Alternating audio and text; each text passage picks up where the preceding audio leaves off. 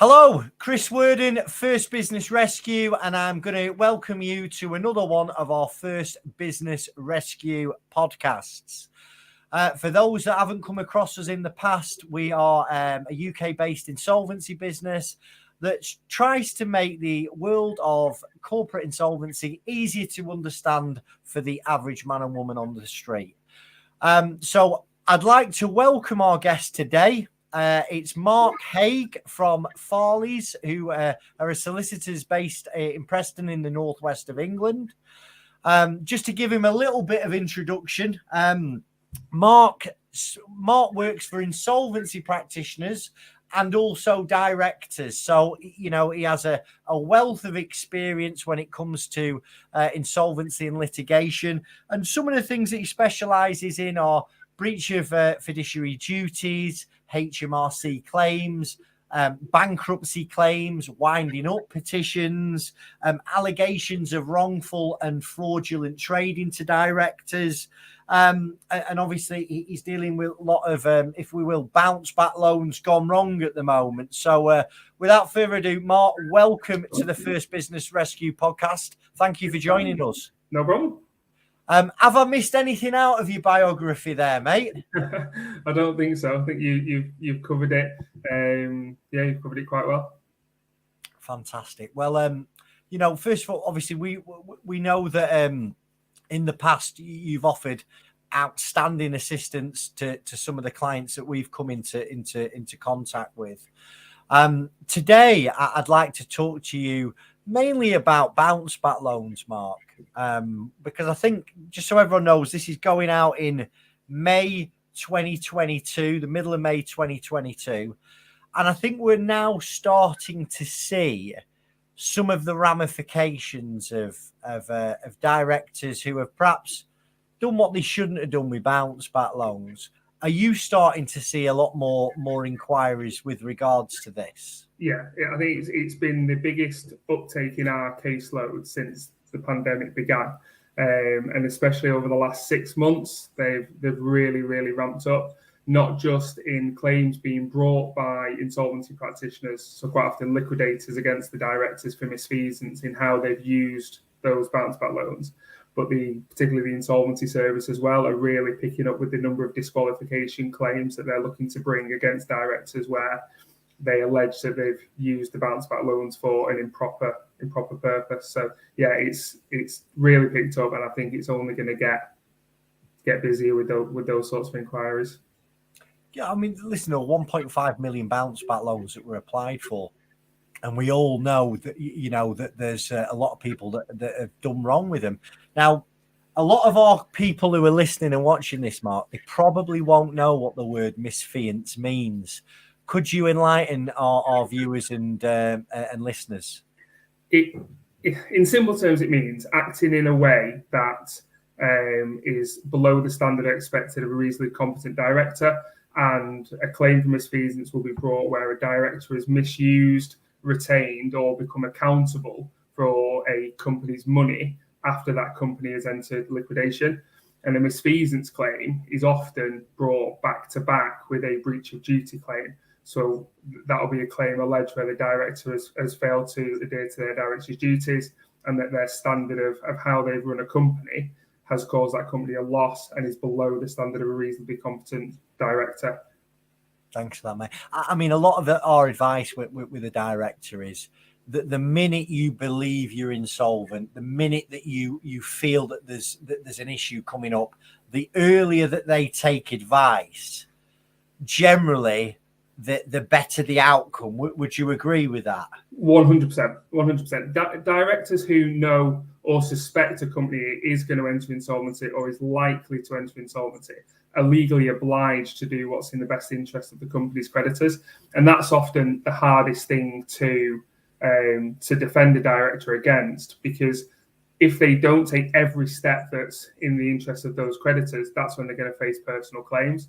If when a director has even suspicions or knows that there's going to be an issue, if they go and take early advice from accountants, licensed insolvency practitioners, insolvency lawyers, and they follow those steps and those pieces of advice, then generally they won't have made the position any worse for creditors, and they're going to face less or no claims at all from the liquidator. So yeah, it's the one piece of advice that we give all the time. Take advice early, and it's always better when somebody does so. Absolutely. So you echo what we say here at First. Yeah, it's 100% the right thing to do. There's also a statutory defence for a breach of duty claim where a director's acted honestly and reasonably.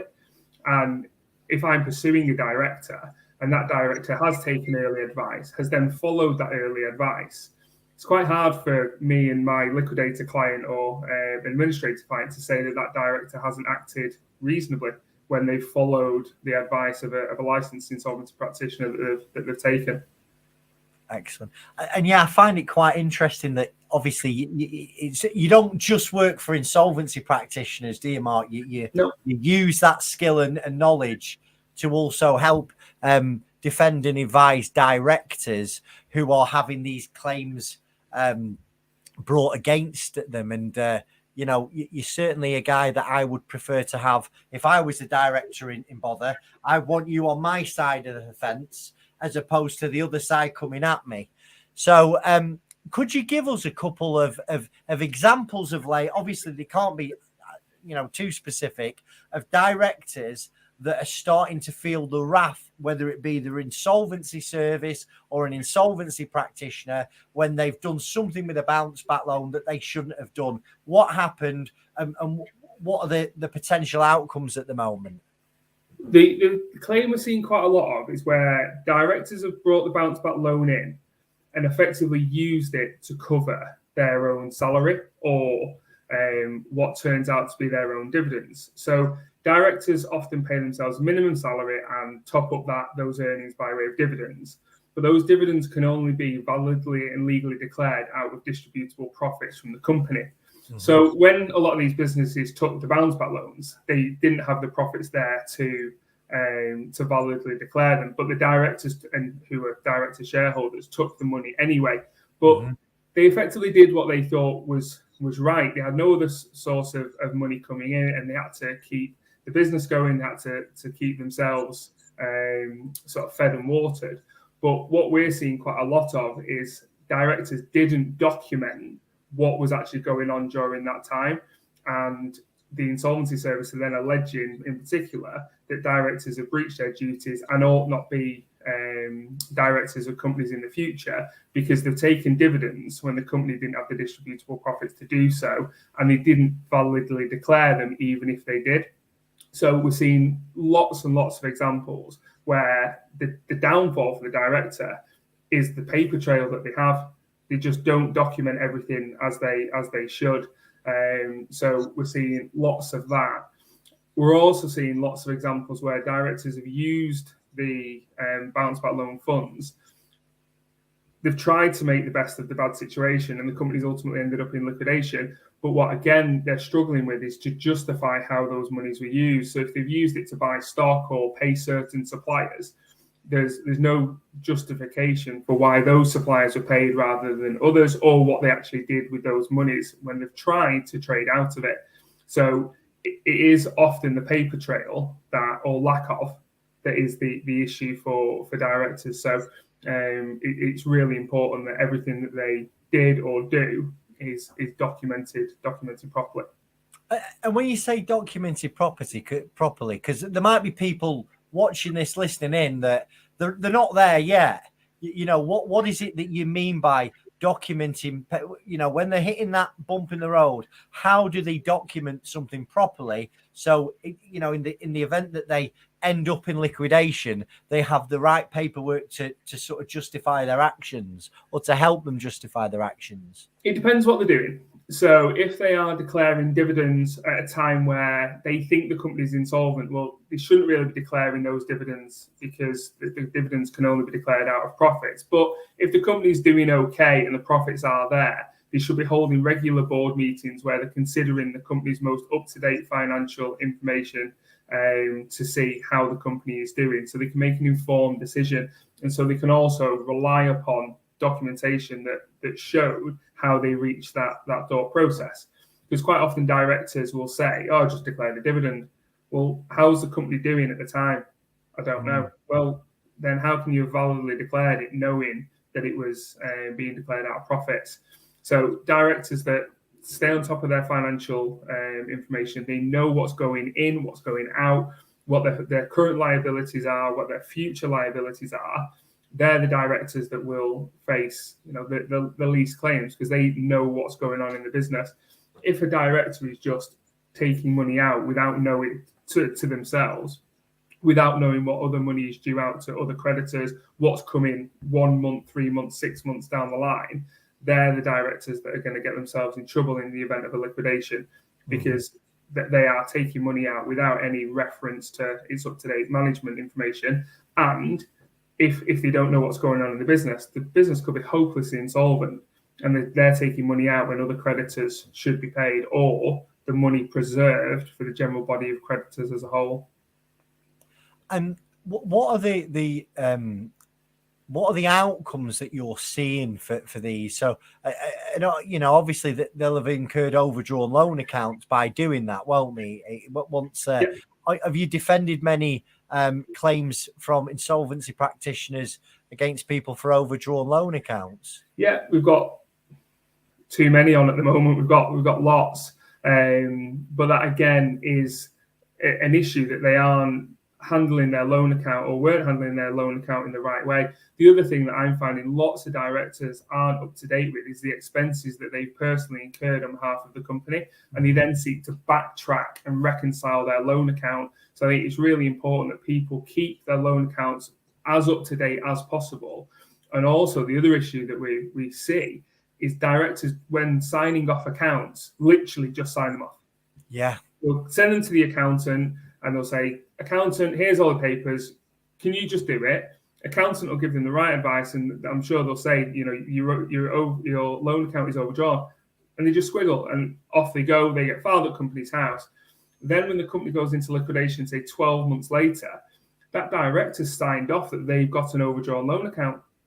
So it's very hard for that director to then reverse engineer themselves back out of that position. So it's really, really important that directors don't just sign off the statutory accounts, but they stay on top of the day-to-day finances of the business, and they know where those loan accounts are up to. Because otherwise, when it does end up in liquidation, it's far too easy for the liquidator to rely on those previously filed accounts and work backwards. So yeah, there's lots of overdrawn loan account claims out there. Most of them are being framed around the illegal dividend claims at the same time. So they're being run as illegal dividends, or if they're not illegal dividends, then they're against the loan accounts. So it's a bit of a mess out there, isn't it? I mean, it literally was a ticking time bomb. I mean, we've been banging on, since these loans were given out, that be careful how you take them. I think there was some R3 guidance that actually said, and it named sort of personal service companies about those that have taken the bounce back loan for to live on, and if it was reasonable at the same level as pre-COVID or less, then it was unlikely that any action was going to be taken. But it did also go on to say that it's also it'll be viewed on a case-by-case basis. That's right, and that's only if the furlough scheme wasn't available and or used. So I've seen a couple of examples of this where I've acted for liquidators on these claims and pursued directors who have effectively used both. So, and I've had a director respond to me and say, well, you can't have a claim against me because I've the guidance you're referring to, well, I fit into this. But the furlough scheme was also used. So you're right. If it's a reasonable amount akin to what was previously taken, then it is, again, a more difficult claim for a liquidator to bring. But a director needs to be careful that they didn't effectively have their cake and eat it by using the bounce back loan for the same amount and get the furlough money into. What's the sort of hope on the director's side? And you get a job like this, Mark, that they're being pursued for like I say, directors' overdrawn loan account, that they've taken illegal dividends. What are the possible outcomes for the director if there was to instructs someone like yourself at Farleys, as Worst opposed case, to dealing with it themselves? Well, our job is to always, for the director, try and minimise any claim that is to be brought against them in the quickest and most cost-efficient way as possible. Listen, if the claim against the director is absolutely nailed on, it's really, really strong, we will give advice that they are at substantial risk and that it's better for them to try and reach an early settlement with the liquidator rather than proceedings being issued against the director. Because if so, the costs of getting the director out of the litigation are going to be substantially higher than you can in an early settlement. So if we get a case, we'll assess it really early to see what the director's risks are. If when we look at it, the director has a defence to the claim that's intimated against them, we will say so in correspondence with the liquidator with the intention that the claim goes away, because it isn't enough for a liquidator just to merely assert a claim against the director. They have to prove their claim. They have to have sufficient documents to do so. But if it does transpire that there's a claim there, or the director's at more risk of losing the claim than winning the claim, we'll seek to do a deal with the liquidator based on our client's litigation risk and the liquidators. And liquidators are reasonable. Most of them are reasonable people. They are commercial and they act in the best interest of a company's creditors. So they won't hopelessly pursue litigation that could be settled at an early stage. So if a director is faced with a scenario where they think, right, I've got real issues here, this is going to cost me a substantial amount of money, it's better to engage early with the liquidator and their solicitors to try and reach an agreement. But also what we're seeing quite a lot is a lot of our director clients can't afford the settlements that are being sued. So it's then about looking at what they can afford and looking at their income and expenditure, their assets and liabilities. And then it's not reaching an agreement based on the legal risks of the claim. It's then a commercial settlement to be done. So we will show the liquidator how accepting an offer that we put early is in commercially the best interest of their creditors, rather than pursuing litigation over 12, 18, 24 months, seeking to enforce against the director who has minimal assets and won't be able to satisfy any judgment. And we're finding that liquidators are quite open to those deals being done as long as they're on the right terms. I think we're on the same page here. It's I think a lot of directors out there as well is they can find out a lot of this information even before they make an appointment. If they have an overdraw loan account, well, it's going to be in the last set of accounts, and if they just have a look at what transactions have been made afterwards. I think a lot of problems that directors face once they liquidate is because they've not known what questions to ask before they appoint a liquidator. That's the content we put out here at First Business Rescue, is to help people make better informed decisions. We've started to see obviously disqualification orders coming out. We see it on the Insolvency Service website. A lot's being shared on LinkedIn. Are you able to help directors that are looking to be disqualified by the Insolvency Service? And are there any reasons to get those disqualification recommendations overturned, Mark? Absolutely. I have an element of sympathy with the Insolvency Service that when something is being referred to them by a liquidator, they don't have all the facts of the case, and they will make inquiries of the director. And their early questionnaire is quite bland and doesn't actually enable the director to fully give their side of the story as to why they did what they did. So if a director receives correspondence from the Insolvency Service regarding a disqualification, it's really, really important that they engage with that correspondence early, but in the right way, because often I'm seeing directors will respond to those early questionnaires, and then when they actually take advice on and we go deeper into it as to why they did what they did, it's very difficult to come back from the early correspondence that the director has put forward and the explanations that they've tried to come up with.